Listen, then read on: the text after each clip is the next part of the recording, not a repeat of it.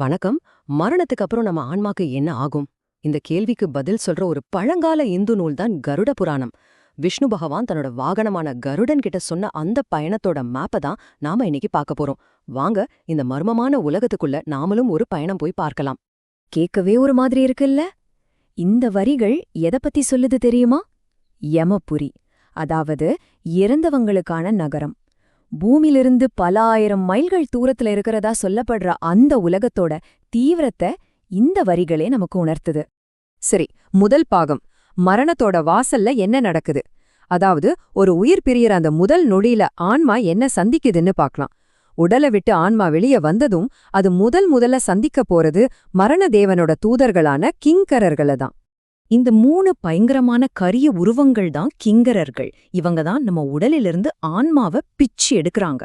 எடுத்து ஒரு காத்து மாதிரி இருக்கிற சூக்ஷ்ம உடல்ல அதை பிடிச்சு வச்சு நேரா யமன் முன்னாடி கொண்டு போய் நிறுத்துறாங்க, கணக்கு கேட்க. ஆனா இங்கே ஒரு ட்விஸ்ட். ஆன்மாவோட பயணம் உடனே ஆரம்பிக்காது. அதுக்கு பதிலா 12 நாளைக்கு மறுபடியும் பூமிக்கே அனுப்பிடுறாங்க.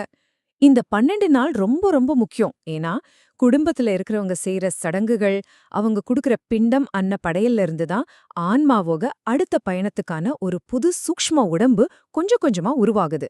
10வது நாள்ல அந்த உடம்பு முழுசா ரெடி ஆயிடுது. அடுத்த பகுதிக்கு வந்தாச்சு, ஆன்மாவோட நீண்ட பயணம்.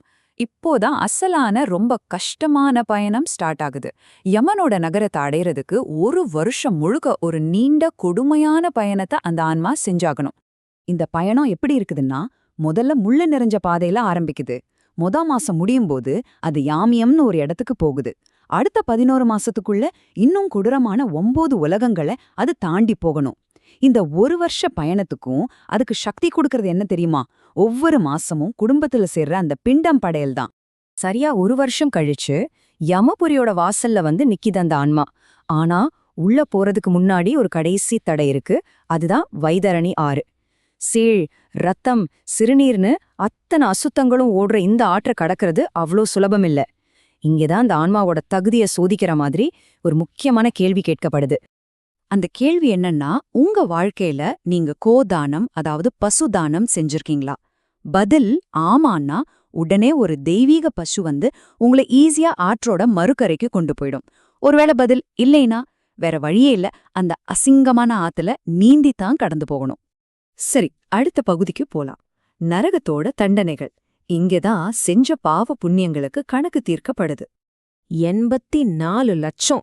அப்பாப்பா, இதுதான் கருட புராணத்துல சொல்லப்பட்டிருக்கிற நரகங்களோட மொத்த எண்ணிக்கை.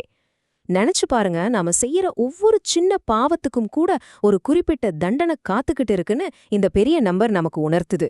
செஞ்ச பாவத்துக்கு ஏத்த தண்டனைன்னு சொல்றாங்க இல்லையா, அதுக்கு சில உதாரணங்களை பார்க்கலாம். மத்தவங்களோட உழைப்ப சுரண்டுனா புழுக்களால உயிரோட சாப்பிடப்படுவாங்க. சாப்பாட்டுக்காக மிருகங்களை கொடுமைப்படுத்தினா கும்பிபாகம்னு ஒரு நரகத்துல கொதிக்கிற எண்ணெயில வறுக்கப்படுவாங்க. இங்க ஒவ்வொரு வினைக்கும் ஒரு சரியான எதிர்வினை இருக்கு. சரி, அடுத்தது 4வது பகுதி, பிறவி சக்கரம். நரகத்துல தண்டனையை அனுபவிச்சோன்னே கதை முடிஞ்சிராது. அதுக்கப்புறம் வர்றதுதான் மறுபிறவி. ஒரு ஜென்மத்துல செய்யற பாவம் அடுத்த ஜென்மத்துல எப்படி நம்ம கூடவே வருதுன்னு இப்ப பார்க்கலாம். நம்ம கர்மா தான் நம்மளோட அடுத்த பிறவியை தீர்மானிக்குது. உதாரணத்துக்கு, ஒருத்தர் ஞான புத்தகங்களை திருடுனா அடுத்த ஜென்மத்துல கண் தெரியாம பிறக்க நேரிடலாம். ரொம்ப பொய் சொன்னா திக்குவாயோட பிறக்கலாம். இது என்ன சொல்லுதுன்னா, நம்ம செய்யற ஒவ்வொரு செயலுக்கும் ஒரு விளைவு நிச்சயமா உண்டு. ஆனா எல்லாருக்கும் மறுபிறவை கிடைக்குமான்னா அதுவும் இல்ல. யாருக்கெல்லாம் முறையா இறுதிச் சடங்கு செய்யலையோ, இல்ல யார் ரொம்ப கொடூரமான பாவம் செஞ்சாங்களோ அவங்க பிரேத்த ஜென்மம் எடுப்பாங்க. அதாவது இந்த உலகத்துக்கும் அந்த உலகத்துக்கும் நடுவுல மாட்டிக்கிட்டு பேயா அலைஞ்சு அவங்க வம்சத்தையே கஷ்டப்படுத்துவாங்க. சரி, இப்போ 5வது பகுதி, புராணத்தோட இன்னொரு பக்கம். இதுவரைக்கும் நாம கேட்டதெல்லாம் ஆன்மாவோட பயணம் பத்தின ஒரு கதை. ஆனா இது வெறும் கதைதானா, இல்ல இதுக்குள்ள வேற சில சமூக செய்திகள் ஒளிஞ்சிருக்கா? வாங்க, இதோட விமர்சன பார்வையும் கொஞ்சம் பார்க்கலாம். அப்போ இந்த புராணத்தோட உண்மையான நோக்கம் என்ன? 2000 வருஷம் பழமையான இந்த புத்தகம் இன்னைக்கும் அதோட உண்மையான வடிவத்துல தான் இருக்கா, இல்ல காலப்போக்குல அப்போதைய சமூக கருத்துகளுக்கு ஏத்த மாதிரி மாத்தப்பட்டுருச்சா? இத நாம் ஒரு புராண கதையா பார்க்கணுமா, இல்ல ஒரு வரலாற்று ஆவணமா பார்க்கணுமா? ஆராய்ச்சியாளர்கள் என்ன சொல்றாங்கன்னா, இப்ப நம்ம கிட்ட இருக்கிற கருட புராணத்துல நிறைய முரண்பாடுகள் இருக்கு. காலப்போக்குல அந்தந்த காலகட்டத்துல இருந்த சமூக பாகுபாடுகளை நியாயப்படுத்துற மாதிரி இதுல சில விஷயங்கள் சேர்க்கப்பட்டிருக்கலான்னு அவங்க ஒரு வாதத்தை முன்வைக்கிறாங்க. அப்போ முக்கியமான விமர்சனங்கள் எதை பத்தியெல்லாம் பேசுது? முக்கியமா பெண்களை அடிமைப்படுத்துறது, சாதி அடிப்படையிலான பாகுபாடு, அப்புறம் பிறப்பு வச்சு ஒருத்தரோட தொழிலை தீர்மானிக்கிறது, இந்த மாதிரி சமூக பிரச்சனைகளை தான் அது குறிவைக்குது. தானம் விஷயத்துல இருக்கிற இந்த வித்தியாசம் ஒரு நல்ல உதாரணம். கருட புராணம் என்ன சொல்லுதுன்னா, ஒரு குறிப்பிட்ட ஜாதியைச் சேர்ந்தவங்களுக்கு கொடுத்தா மட்டும்தான் அந்த தானத்துக்கு பலன் அதிகம்னு சொல்லுது. ஆனா அதுக்கும் முன்னாடியே நம்ம திருவள்ளுவர் என்ன சொல்லியிருக்காரு? உண்மையான தானம்னா கஷ்டப்படுறவங்களுக்கு அவங்க யாருன்னு பார்க்காம கொடுக்கறது தான். இறுதி பகுதிக்கு வந்துட்டோம். காலமும் சித்தாந்தமும். அப்போ இந்த பழமையான நூலை இந்த நவீன உலகத்துல நாம எப்படி புரிஞ்சுக்கலாம்? இது காலத்தை கடந்த ஒரு தத்துவமா, இல்ல அது எழுதப்பட்ட காலத்தோட ஒரு பிரதிபலிப்பா? முடிவா நாம கருட புராணத்தை 2 விதமா பார்க்கலாம். ஒன்னு, நாம செய்யற எல்லா செயலுக்கும் ஒரு விளைவு இருக்குன்னு சொல்ற ஒரு தார்மீக வழிகாட்டியா. இன்னொன்னு, அது எழுதப்பட்ட காலத்துல இருந்த சாதி ஆணாதிக்க கருத்துக்களை பிரதிபலிக்கிற ஒரு வரலாற்று ஆவணமா.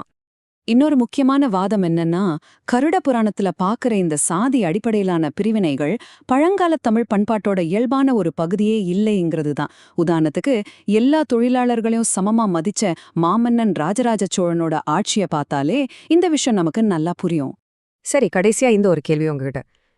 காலத்தால் அழியாத சில ஞானத்தையும், ஆனா அதே சமயம் இப்ப ஏத்துக்க முடியாத சில சமூக விதிகளையும் ஒன்னா வச்சிருக்கிற இந்த மாதிரி பழங்கால நூல்களை நாம எப்படி அணுகணும், இத பத்தி நீங்க என்ன நினைக்கிறீங்க?